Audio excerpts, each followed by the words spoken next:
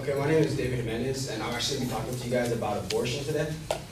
Now, I'm just going to explain what an abortion is. It's the removal of an unborn baby from the mother. Now, my main claim here is that abortion is potentially harmful to the woman receiving it. And my secondary supporting facts are that abortions can actually cause death. They can cause later complications for the woman, and they can even cause handicapped pregnancies in the future. So going to my first supporting claim that abortions can cause death, I'm going to start off with a story about a 24-year-old woman that I read about in an article of lifenews.com. She actually went to receive an abortion, and she actually had to be transferred from the clinic to the hospital, where she was later pronounced dead. Upon an autopsy review, the results showed that she died of severe hemorrhage from a dilation and evacuation abortion. Now, what hemorrhage is, it's the escape of blood from an injured vessel. And what a dilation and evacuation abortion is, it's when they open up the cervix and actually dismember the fetus and pull it out through the cervix. Moving on to my next example here. According to a couple of doctors, Sarah Marshall and Rebecca Allen from emedicinehealth.com, they state that the risks of abortion include severe bleeding, which is characterized by bleeding heavily for about 12 hours straight. Now, why that carries a risk is it doesn't just happen during the operation, but well after it can still occur. Because after you leave the abortion clinic, they tell you that bleeding is normal, but if it lasts more than 12 hours, you need to go seek help immediately because you could actually die of blood loss. And the next risk of abortion is actually infection. Although it's very rare, if it goes untreated, it can actually potentially be deadly as well. For my next example, it's actually a story from 60 Minutes. It's about a woman who went to get an abortion and actually left the clinic paralyzed. What happened was she was told it was going to be an easy operation. So they put her on an anesthetic, they used anesthesia on her. And about halfway through the operation, they looked down and noticed her face was blue and her lips were blue. So they freaked out and they called for help, so the paramedics were on their way. But while in that time in between, they lacked the equipment to keep her breathing, so oxygen was not going to her brain. And they also lacked the medicine to uninduce the anesthesia. So when the paramedics arrived, she'd already gone about 12 minutes without oxygen to her brain, therefore leaving her partially paralyzed and partially brain dead as well. Going on to my next supporting claim that abortions can actually cause complications later in life for the woman. According to an article on Medical Doctor Guidelines, it states that an abortion can also come with a risk of a uterine perforation. Now what that is, it's actually when an accidental puncture of the uterine wall of the woman, because an abortion is a blind operation, and that means that the doctor doesn't exactly see what he's doing. He's just kind of touch and feel in there, and sometimes inadvertently the uterine wall gets punctured. And it can also happen later in life as well, as after an abortion the uterine wall becomes softer and less resilient, meaning that it becomes more susceptible to being punctured. On my next example, it's that abortion and osteoporosis have a link, and what osteoporosis is, it's when the bones become extremely fragile. According to an article from Medical News Today, that abortion and osteoporosis have a link because osteoporosis is caused by an increase in estrogen, and when a woman initially gets pregnant, she gets an initial surge of estrogen hormones, which are later counteracted by a second surge of hormones later in the pregnancy, which tell those initial hormones to perform certain tasks, such as producing milk for the woman in her breasts. But when it doesn't get that second surge of hormones because of the abortion, she actually has an increased level of estrogen in her body, meaning that she has an increased risk of acquiring osteoporosis in the future.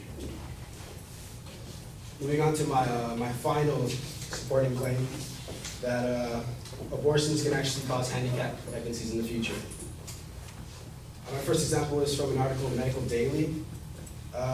It can cause premature births because after you get an abortion, it kind of messes up the insides of your body, leaving you more susceptible to have a premature birth, which is when the baby comes out too soon. Then you could be underdeveloped, too small, having to go to an ICU unit. On to my next example, it's from an article after abortion. Abortions can cause an abnormal development of the baby, meaning that it can cause birth defects in the future while the woman is pregnant, and the baby could come out deformed or missing things like a kidney, or missing or arm limbs are smaller than the other limbs.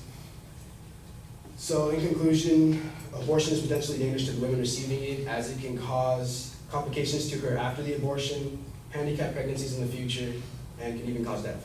Thank you.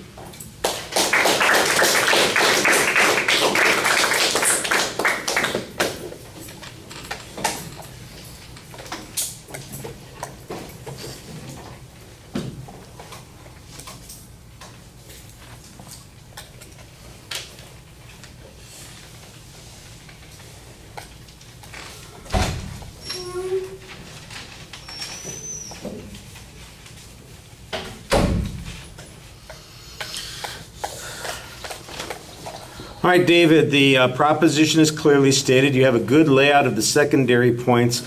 There is a problem, though, with the organizational structure, and that is that once you get to the secondary points, it just turns into kind of a laundry list of what the potential issues are. And I didn't really hear movement from the first point to the second point or the second point to the third point that you've got distinguished into groups of information. It just felt like I got a dozen. Where are you? You're there someplace. It just seemed like you had a dozen secondary claims strung together instead of being grouped in a particular way. And so you needed to make that grouping a little bit clearer, that there's a risk of death, there's a risk of long-term health consequences that aren't necessarily related to death, and there's a risk to the future children, or whatever the third point was there. Like I said, it just seemed like it was an inventory that you had. All of the things that you present, you've got examples and evidence on. The one type of evidence that's missing, and it's the stuff that probably would make your argument a little bit more generalizable, and that is statistical information, because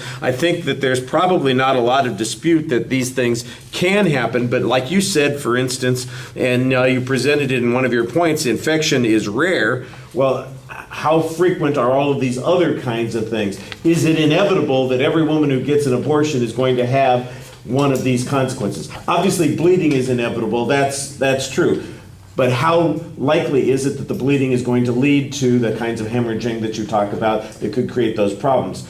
By the way, somebody having a problem with the anesthesia, that could happen in a dentist's office. That could happen all kinds of places. Why is an abortion a unique place? Why are we talking about that here?